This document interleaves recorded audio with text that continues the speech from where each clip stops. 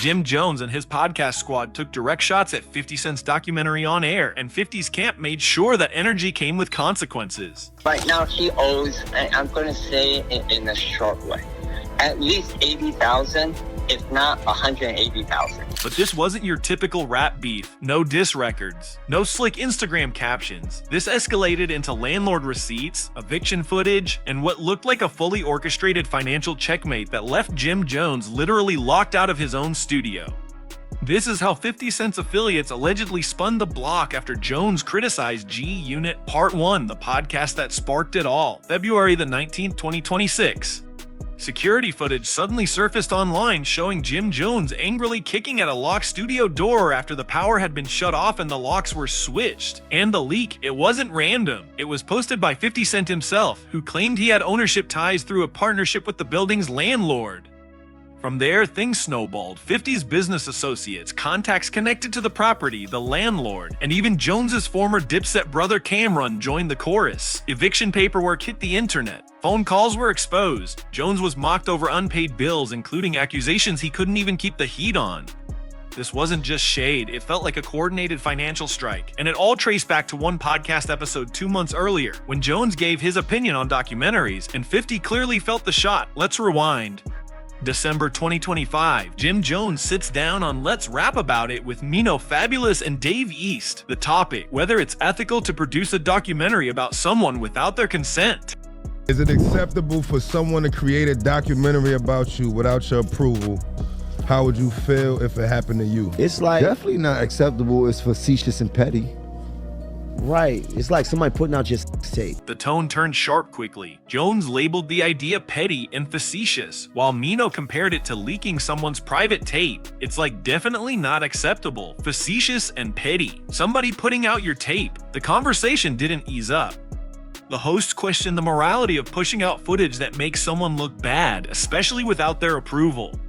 Without your permission. And you're not an actual porno star. And they do it. The lighting wasn't good enough. And the timing, not subtle at all. 50 Cent had just released Sean Combs' The Reckoning on Netflix, a documentary diving into allegations surrounding Diddy. The podcast crew described it as exploitative, even called it a mockumentary. They suggested it felt less like journalism and more like weaponizing a camera for humiliation. Indexo, trying to make you just look bad. Oh, they caught me on a bad day. You could hear the frustration. They criticized the dim lighting, the framing, even the way Jones appeared smaller on screen, arguing it was engineered for online embarrassment. And then Jones said the line that would echo louder than anyone expected, the statement that shifted this from commentary to confrontation. You see that the lighting is dark? Damn. You see that the lighting is dark? Could be looking small You out still put here. this on the internet? Word up. But I would feel. I ain't gonna front. I think, I would feel messed up. if they saluting you, First of all, they want somebody doing a documentary about you. Whether Jim meant it as a general industry take or a direct shot at 50, that's still up for debate. Fabulous even raised legal concerns, bringing up defamation and unauthorized use of someone's likeness. Mino later hopped on Instagram to clarify it wasn't aimed at 50 specifically, just a broader convo. But by that point, too late, 50 Cent was already heated. He branded the whole crew squatters and bums, claiming they were behind on $250,000 in studio rent. He reposted the clip, threw public jabs, and even floated the idea of buying the studio outright. It wasn't just defense, it was demolition. He chipped away at their credibility while reinforcing his own. Mino clapped back on Instagram with, "If it's smoke, it's smoke."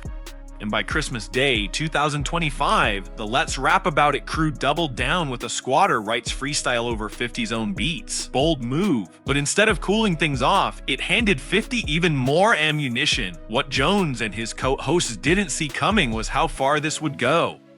They thought it would stay in the lane of memes and mic talk. Instead, 50 pivoted to something colder. He reached out to the landlord, recorded the call, and released it publicly. Fans called it ruthless. You wanted to be a dope documentary. It gotta be dope. Showing who you are, what you've done, Without no bullshit everything on you've it. accomplished. Like, yeah, documentary is a big thing. Like, you don't want nobody doing a documentary about some like trying to just make your whole character look weak. Like, that's petty behavior. The landlord, Sam, claimed Jones had been operating under shaky lease terms, asking for concessions, dragging his feet on finalizing paperwork. According to Sam, Jones was enjoying the perks without locking in the obligations. Trying to build it, but he won't sign the lease. He's like, I don't like these terms. I want like 6 months of build out and ridiculous bullshit. But it didn't stop there. Sam alleged he owned half of the podcast media output and said Jones hadn't been transparent about revenue or upheld the agreement. He was ready to offload his stake, and the name attached as the potential buyer, 50 Cent. That's when it became clear this wasn't just personal. Lapka's Akim Descent, it was business. We also have a partnership agreement where half of what he's building now, his media, belongs to us. But he won't tell us how much he's making and doing all these things. So half of the content he's creating, if you want to buy that too, I'll sell you half the company. Then came the real number. Sam claimed Jones owed at least $80,000, possibly as high as $180,000, with later figures suggesting it could be closer to $250,000. The irony wasn't lost on anyone. The same crew publicly debating ethics couldn't allegedly keep their studio bills paid. 50 made sure the world heard it. He posted the call, tagged it, joked about it. The subtext: while you're critiquing documentaries, you can't even keep the electricity on. And then he pushed it further, claiming ownership or partnership in the building itself. He posted, tag Sam is my partner. I own the joint, now you're going to fix every door you kick or I'm gonna kick your Jimmy. Whether every detail was officially verified didn't matter in that moment. The perception hit hard. In the public eye, 50 had flipped from target to landlord. Then February the 19th, 2026 arrived. And instead of dropping a diss track or meme, 50 dropped security footage. Not edited, not dramatized, just crisp surveillance video. Jim Jones outside IFC Film Studios, lights out. Doors locked, power cut, trying to get in, then kicking the door. Every second caught and humiliating. HD. And the internet couldn't look away. He's like insane. To me, it's worth very little to nothing. But if it works out for you, I just throw that in as a sweetener. Okay, so what I'm trying to say is he signed a lease with, right now he owes, I'm going to say in a short way, at least 80,000.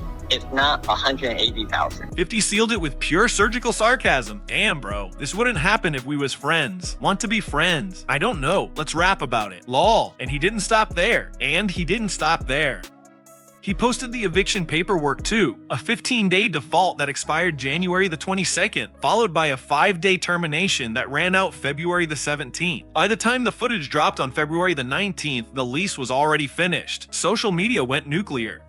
Some fans called it elite level petty brilliance. Others raised eyebrows, wondering how 50 even had access to the security cameras. Big Brother vibes for sure. YouTube breakdowns popped up instantly, framing it as the perfect collision of old beef, business leverage, and social media theater. Then 50 applied pressure.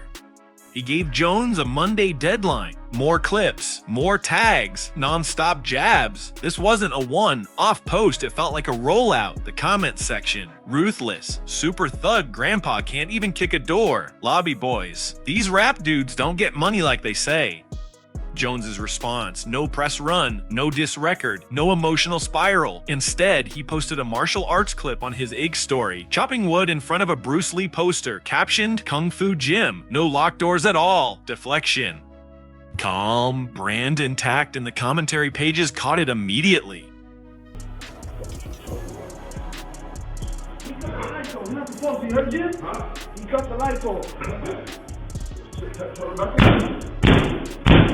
All Urban Central pointed out how Jones refused to hand 50 the reaction he was fishing for. Instead of crashing out, he redirected the energy. It's almost like he's saying, y'all got jokes, but I'm outside and I'm good. The breakdown explained why that move was strategic.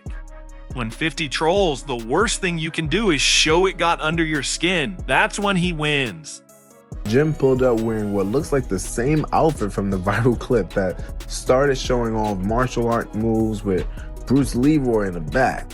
Talk about show enough. The host dug deeper, connecting this moment to years of tension. Every exchange between Jones and 50 carries history. If you troll back without emotion, suddenly the internet debates who really came out on top. Flip humiliation into content. That's high-level maneuvering.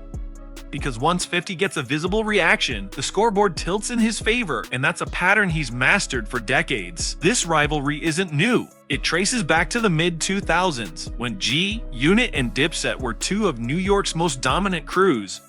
Tension brewed under competition, street politics, and loyalty lines. Then 2007 hit Top 50 publicly dissed Coke Records, Jim Jones' label, calling it a graveyard. Cameron phoned into Hot 97 and ignited direct smoke with 50, even though Cam and Jones weren't exactly aligned at the time.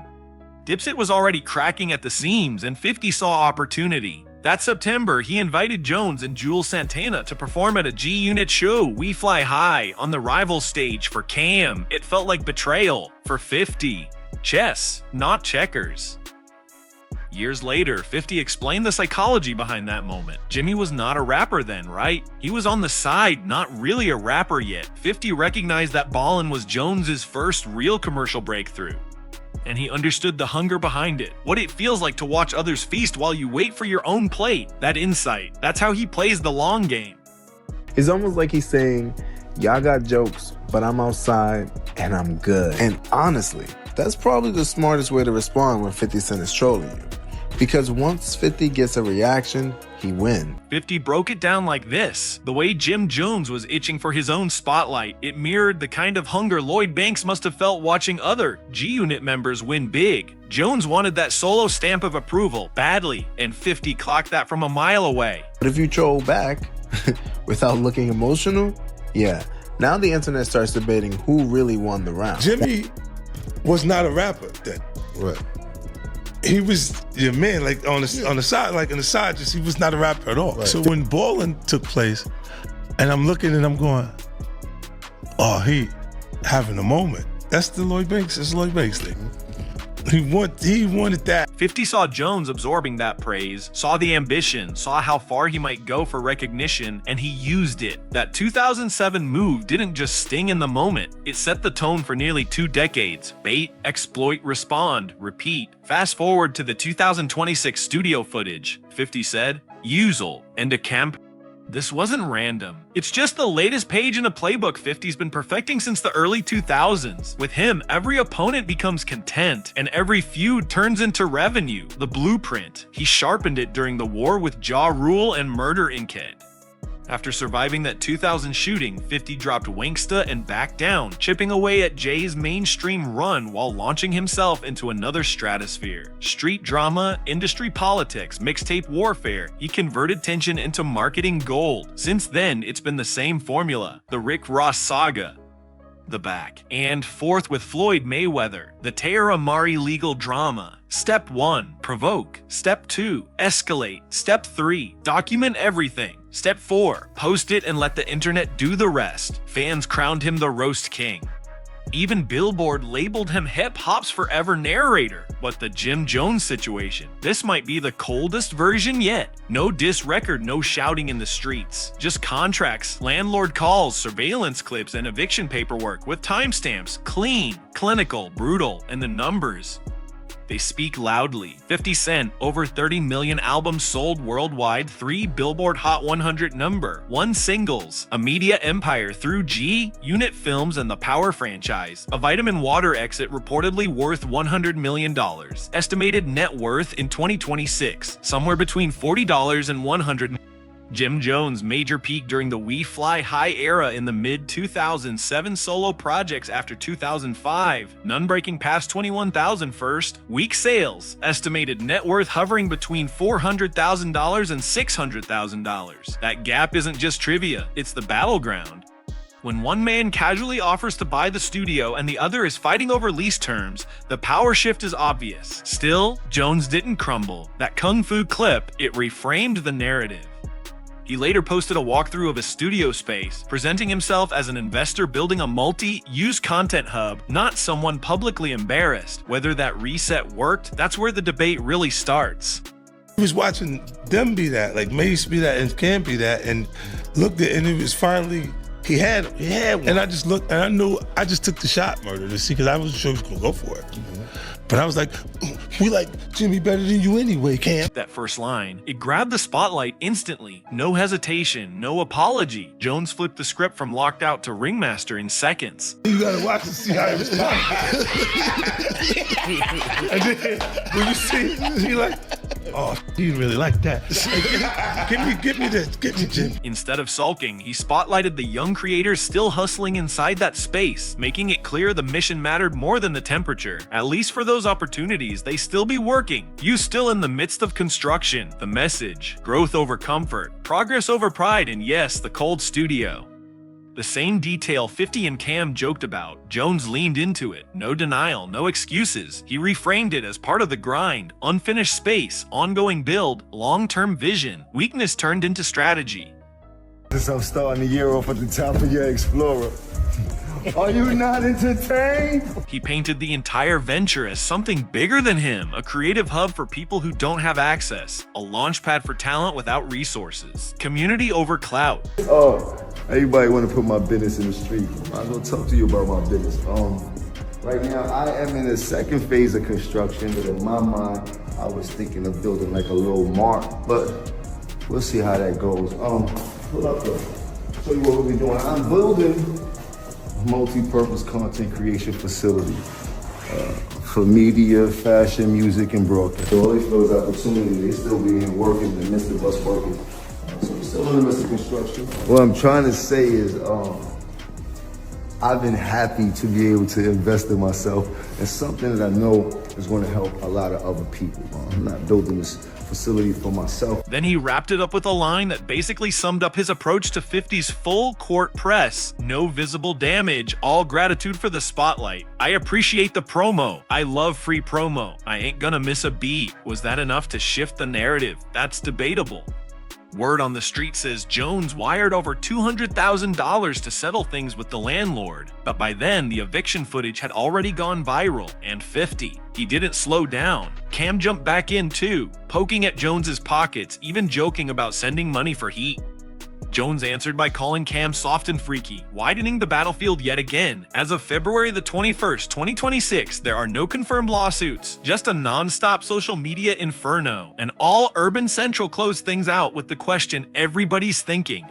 Yes, it is a business move. That's why I invested in myself. But I'm building a facility for all creators. I appreciate the promo. I love free promo. You know, I ain't gonna miss a beat. So now the question is, did 50 Cent really expose Jim Jones, or did Jim Jones just turn 50 Cent's troll into viral content? Don't forget to drop in the comments who you guys think took this round, 50 Cent or Jim Jones. So what's the real verdict here? In a rivalry stretching nearly 2 decades with no clear finish line, maybe both men are playing their roles perfectly, but when it comes to power moves, only one of them owns the building. Thanks for watching. Tap the boxes on your screen and jump into the next breakdown.